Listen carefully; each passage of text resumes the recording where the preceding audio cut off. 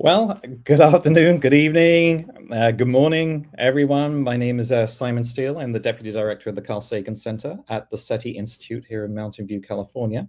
And welcome to this week's edition of SETI Live.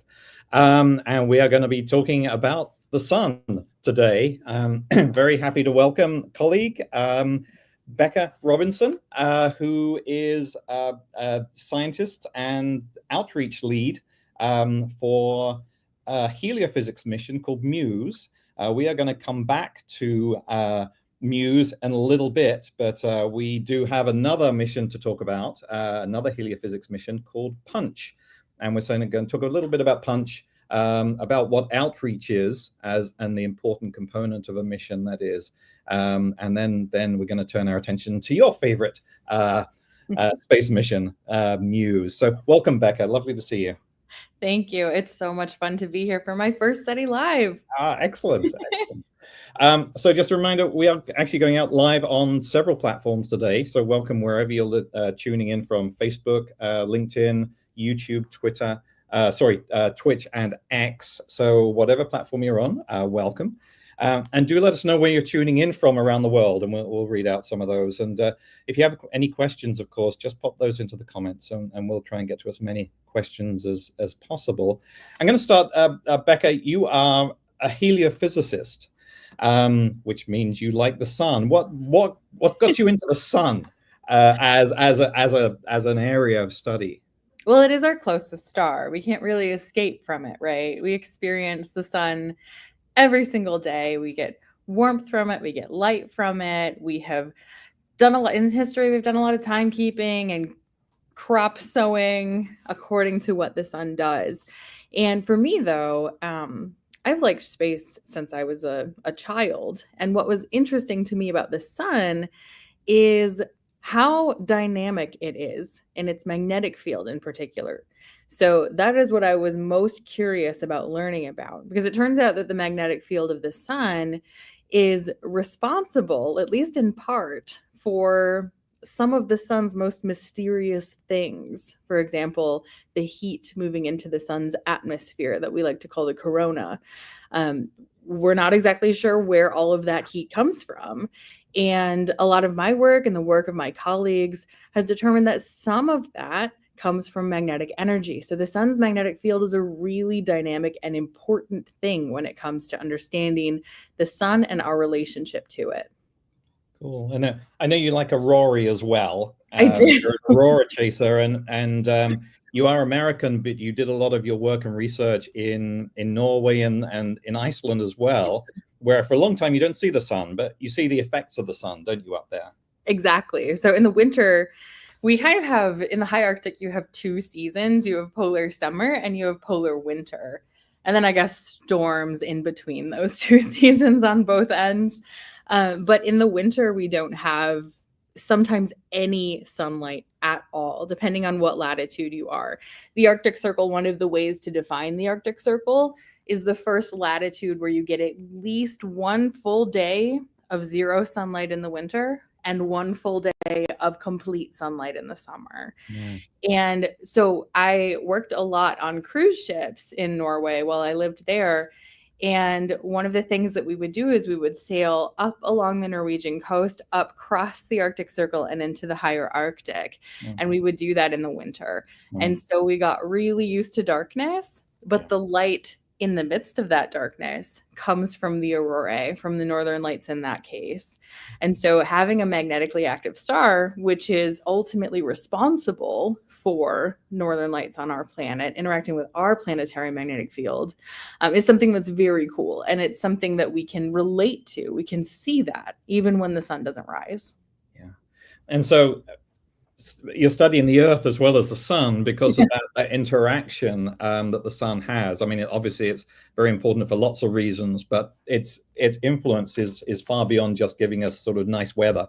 There's other stuff going on as the energy comes from the sun to the Earth. We'll talk a little bit more about that because that's what the mission PUNCH is all about. I'm just going to welcome a few people. We've got some people tuning in from Georgia, Denver, Texas, Virginia, Louisiana, Illinois, welcome everybody. Hayward, California, some locals to us. Hey. Welcome, and again, let us know if I didn't read out your location. We'll do that in a little bit.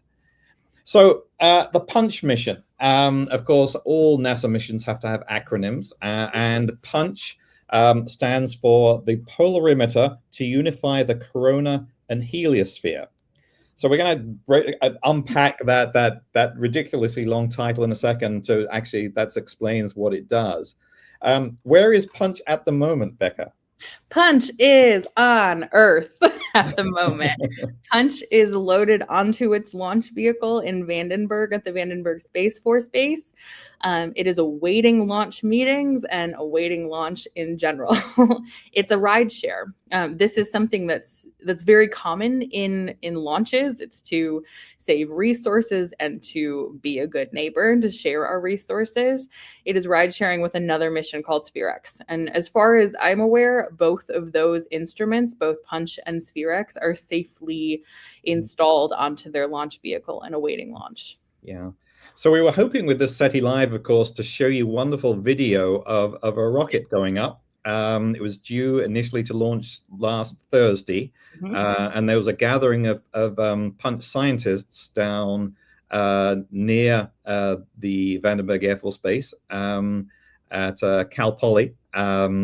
So to talk about the mission, to talk about the science, and to get ready for the launch. And of course, launches always get a little bit delayed, don't they? And this one is no exception. But we are hoping that it's going to go up soon.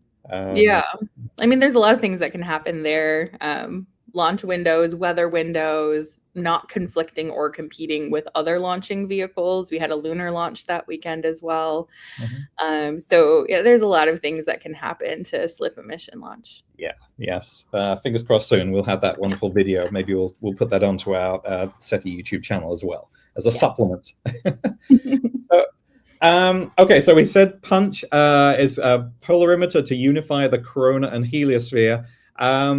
Maybe we'll break down a few of those words. First of all, a polarimeter says something about the instrument itself. Could you describe this space telescope? Because it's sure. Not what we think of as a space telescope, is it? It's not. It's actually what we call a constellation of instruments. And what a constellation means, where constellations in the sky are pictures made of many different stars, a constellation of instruments are an array of many different instruments. So PUNCH is actually 4 approximately suitcase-sized instruments that will go into space in low Earth orbit. They have one near-field imaging camera, which images a little bit closer to the sun, and 3 very wide field cameras. We can talk a little bit about that later. But the first word in the acronym for PUNCH is polarimeter. And what does that mean? Well, what a polarimeter does is it measures the polarization of light. And what that means is it helps us understand how light is scattering in any direction. And that helps us understand where that light came from. What is the path that light took to get to our instrument? And that will help us understand the solar wind, because this is the polarimeter to unify the corona and the heliosphere. So what are the corona and the heliosphere? What does that mean to us? Well, as I mentioned before, the corona is what we call the sun's atmosphere. And it's in general what people who study things that are farther away from the sun, they refer to the corona as the lower atmosphere. I am a scientist that has studied the corona in detail. And so my concept of what is the upper and lower atmosphere is sometimes a little bit different than people that have a much more zoomed out picture of the sun. But in this case, it is the lower atmosphere of the sun, and the heliosphere is the sun's influence on our solar system. And what fills the heliosphere is something called the solar wind. Should we talk a little bit about the solar wind? Yeah, so we can talk about the journey of the light from the sun. You know, we start off in the center, and got thermonuclear nuclear synthesis going on, and then as you move out, you get the light and the moving through the plasma hits the photosphere. That's the yellow bit that we see, Yeah. I think, and I'm not a heliophysicist, so I'm going to get all this wrong. And then Alright. the and then the light, the radiation, and some of the plasma, some of the material of the sun is blood, sort of escapes into the space, and that's the solar atmosphere. It's weird to think of a star having an atmosphere. Right, And because we can't see it. It's Mhm. something that's called optically thin. So we see in the very narrow bands of light that we see visually with our eyes, we don't see that atmosphere because it glows very much in X-ray and ultraviolet light. Mhm, mhm. But we don't see that with our own eyes without the help of instruments. Yeah. And so the corona, which means crown, Mhm. is the bit that when you get an eclipse, and if you haven't seen an eclipse in real life, you've probably seen images of an eclipse. That's, so the moon blocks the bright bit, and then you can see this material. There's this surrounding atmosphere of the sun, and it's absolutely beautiful. Yeah. And so that's the transition, and this is sort of the area that Punch is actually initially diving into. Exactly. And what we see during an eclipse, that coronal structure there, is, as you say, very, very diffuse plasma, electrons reflecting light. Mhm. But that is still even really, really close to the sun. Mhm. And so Punch's near field imager would be the one looking at that stuff right there. And the solar wind is then launched Mhm. even farther Mhm. than what Mhm. we can see during an eclipse. Yeah. The Mhm. challenge there is that, okay, we need an eclipse to see this very dim and diffuse structure, but we don't always have an eclipse, do we? Mhm. So then how can we see these things? Yeah. And this is one of the things that Punch is prepared to do. Yeah. Yeah. Yeah. So let's talk about the journey outwards of the material here. So we get off the surface of the sun. What how does the magnetism, how do the magnetic fields affect this material? And then ultimately it's some of it is going to escape, isn't it? And these things called coronal mass ejections. And that's becomes important to us as a planet that sometimes gets in the way of this massive ejection of material.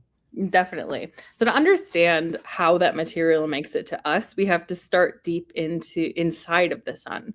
The magnetic field of the sun is generated not in its core, but right near the surface, at the interface between where the sun is moving energy by radiation and where the sun is moving energy in circular currents called convection cells. And at that interface where you have plasma kind of rubbing against each other, this energetically charged gas, you get a magnetic field. And that magnetic field is processed by the motion of the plasma. Mhm. Sometimes the sun is more magnetically active, and sometimes it's more magnetically quiet. And that has to do with the orientation of the sun's global magnetic field. Mhm. But you can get these smaller scale magnetic features by these convection motions and by the interaction of plasma with itself and with the magnetic field. And so what can happen sometimes is we get these what we call coronal loops. And these are loops of magnetic field that plasma is stuck to. And the thing about magnetic fields is that they're very particular. They do not like to cross each other. Magnetic field lines will not cross.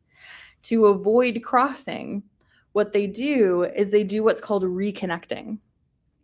So instead of having a loop here that's crossed with a loop here, they switch foot points so that they don't have to cross each other, and they form essentially two different magnetic field loops. Mm-hmm. When that happens, you get a huge generation of electric current. And that electric current does a couple of things. It can, because it is a manifestation of magnetic energy from that magnetic reconnection, it can heat up and dissipate as heat, which is one of the puzzle pieces towards solving the coronal heating problem, why the plasma up there is so hot. But it can also accelerate particles. And sometimes these huge magnetic events release giant masses of solar matter into interplanetary space. And that creates what we call space weather. And that is something that we're learning how to better predict. And Punch will help us learn how to better predict in finer detail. Yeah. And that little bit, a few days later, is what gives you the beautiful aurora on the planet, because that atmosphere is smashing into the Earth's magnetic field. And that is gorgeous.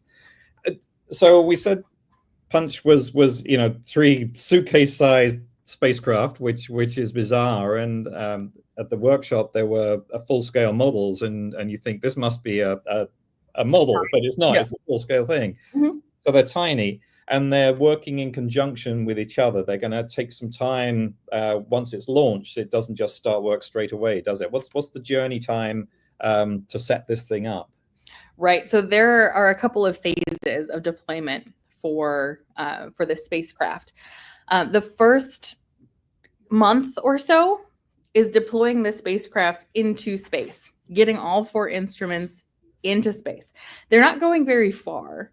They're going to be orbiting the Earth in essentially a polar orbit. And why is that? That's because they're looking at the sun, right? We don't ever want those spacecraft to go behind the Earth, because then you lose half of your data. And well, half the time that you would have to collect data. So besides eclipse seasons, the spacecraft will always be looking at the sun, because they're orbiting the Earth like this, kind of always facing the sun. So that's about the first month. And then you get a time of deploying the instruments on board the spacecraft. That'll take another month or so. And then by 90 days, so it's going to take 3 months, by 90 days, all 4 spacecraft will have made their way into their final orbit position, because they're not going to orbit all 4 right next to each other in polar orbit. They're going to spread out around the Earth and be able to act as one instrument with 4 components, with individual smaller instruments on board. But what they like to refer this as is 4 spacecraft, 1 instrument. Because deploying the constellation means, okay, now we're going to forget about the fact that this is 4 different satellites. We're going to think of them as one instrument that is taking images of the sun. Right. And they are able to follow the story of these coronal mass ejections, this corona and this space weather, out from the sun to roughly how far away from the sun, because they're looking at the sun. What's the field of view? So it depends on whether you're talking about the near field imager or the wide field imager. The near field imager is able to look a little bit more towards the solar disk. Of course, for me, it feels like it's super far away, because I'm used to getting into the nitty gritty of the corona. But for a space for a space weather person, this is really close to the sun. The near field imager is about 5.4 solar radii to about 32 solar radii. So a solar radius is halfway the distance from end to end of the sun. So it's halfway into the middle of the sun. So from the middle of the sun to the outside of the sun is the solar radius. So 5.4 to 32. And then the wide field imagers up to 120 solar radii. This is a wide field. It's almost inconceivably wide, how wide the wide field imager is. And that shows you how much the corona and the solar atmosphere there is, the fact that it does, and you can measure it out to such a large distance. That's exactly. The heliosphere is all around us. And at these distances and in interplanetary space, we don't necessarily have the densities that you would have in the lower corona. We have very, very diffuse plasma out there, for the most part, electron plasma, that is reflecting different types of light and polarized in different ways. And so you need a wide field imager to be able to reconstruct essentially what that solar wind is doing, because it's always emanating from the sun, and what the structure is in the solar wind. Sometimes it's a bit more uniform and quiet. Sometimes there's all sorts of microstructures and macrostructures in it, because the sun is flinging all sorts of things out into space. So Punch is going to be able to determine the details and the superstructure of the solar wind. Right. So any questions, please put them into the comments, and Beth and Hasmin are ready to translate those for us and stick them on the screen. Wonderful. Oh, I misspoke. Hold on. It wasn't 120 solar radii. It was 180 solar radii. Even more. Even more. Wider. Inconceivably wide. Good. We've got to correct those because somebody's going to put it on the. I know. Fact checking myself over here. So you are a scientist. You're a researcher. Yep. You're a heliophysicist. But the reasons you were attending this workshop and your interest in this mission is for the outreach component. Right. Say a little bit about what a mission outreach is and what Punch is doing. Well, on a general scale, mission outreach is attempting and endeavoring to make the science concepts of a mission accessible to a broad spectrum of people.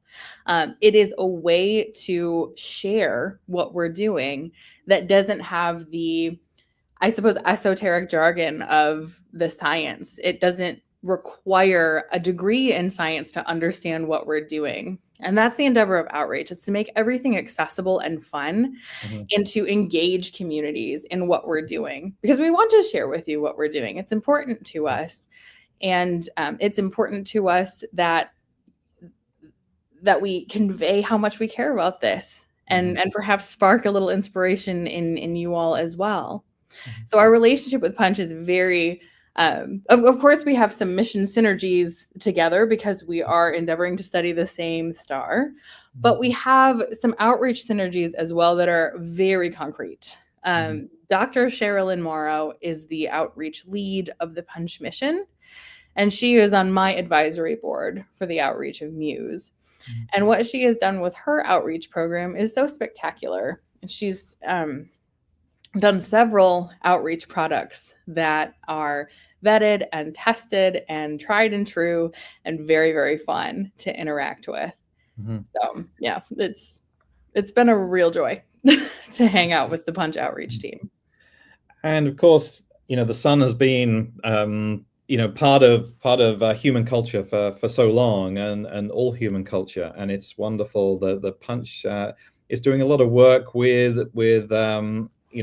the solar observatories that were built in New Mexico, over the centuries. There's a really sort of very interesting connection with the peoples of the Southwest in the U.S. and that's great stuff. And of course, all of this is available on the Punch website. All the information on the mission and also on the outreach component. Yeah, Sherilyn has done tremendous work with Chaco Canyon in New Mexico. And there are so many ways of knowing about the sun that are both ancient and modern. And so the overarching theme of the Punch outreach program was ancient and modern sun watching. How did we watch the sun? How did our ancestors watch the sun? How do we watch the sun now? And what does that mean to us now? To kind of bridge the gap and pull that red thread through history and our lineage. Yeah. Nice. So while we're waiting for some questions to come in, we mentioned briefly that you are the Muse outreach lead. I suppose we better say something about what Muse is. As another, we better, because they're paying you. As another another heliophysics mission there's a few years behind in the development from Punch, and really has just started its development phase now. So say a little bit about Muse. So Muse stands for Multi-Slit Solar Explorer. I'll tell you about the multi-slit in a minute, but the title tells you that it is a solar explorer. And the whole mission behind Muse is to get a more detailed view of the solar corona. So where Punch is a big picture, like really inconceivably big picture, Muse is almost inconceivably small details in the sun's atmosphere. Finer details than previous instruments, better spectral resolution and spatiotemporal resolution, so resolution in space and time, than other instruments. And it is built on legacy technology that is already in space. Its big sister is called IRIS, which is the interface region imaging spectrograph. There it is. Those acronyms, they'll kill you every time. And Iris is in space in a similar orbit to Punch, also in a low Earth polar orbit. And Muse will also join Punch and Iris in that orbit as well when it launches in 2027. Iris itself is a combination camera and single slit spectrograph. And what a spectrograph does is, instead of a polarimeter, which measures the polarization of the light and the scattering, a spectrograph measures the spectrum of the light that it's looking at. And a spectrum can give us information like temperature, velocity, turbulence, lots of information about the physical parameters of the plasma that you're looking at in the sun. And the challenge, though, with a single slit spectrograph is like these slits are really, really thin. And so if you're forcing light through that slit to disperse into the spectrum, then you only get light along that tiny slit. So what if something really big and dynamic and magnetically active is happening on the sun, like a big solar flare or a coronal mass ejection or something like that? Well, it's really hard to reliably scan that whole thing with one slit because it will have erupted by the time you get there and then maybe settled by the time you get back. And so it's a very smeared out picture of what happened. You have the camera picture of it, but you don't have the spectral information. So Muse is being built to address that challenge. And instead of being a single slit spectrograph, it's going to be a 35 slit spectrograph to be able to collect spectra in 35 different slits and look at the sun in a much bigger field of view than Iris. And instead of having to scan like this, it can just do this. And it will capture the dynamic evolution of magnetic explosions, solar flares, coronal mass ejections on the sun in much better spectral resolution than we have. And that gives us much better physical information about what's going on. Right. Because it's more, I mean, this is way more than pretty pictures, and the images from Muse are going to be gorgeous. And there is a Muse website that we encourage people to go and look at because there are simulations of what you might see. But so you're really seeing on a very fine scale the how this space weather is being generated. Because that's a huge question. What is it that's actually launching the solar wind? We can't predict solar flares. Like, I'll just be honest and tell you that we can't do it. We can see and kind of like read the vibe of the sun and say, okay, something might be erupting pretty soon in this active region, but you can't predict that with any sort of certainty at the moment because we don't have those details down. Muse should be fine enough to observe even the smallest solar flares that we have that we call nano flares.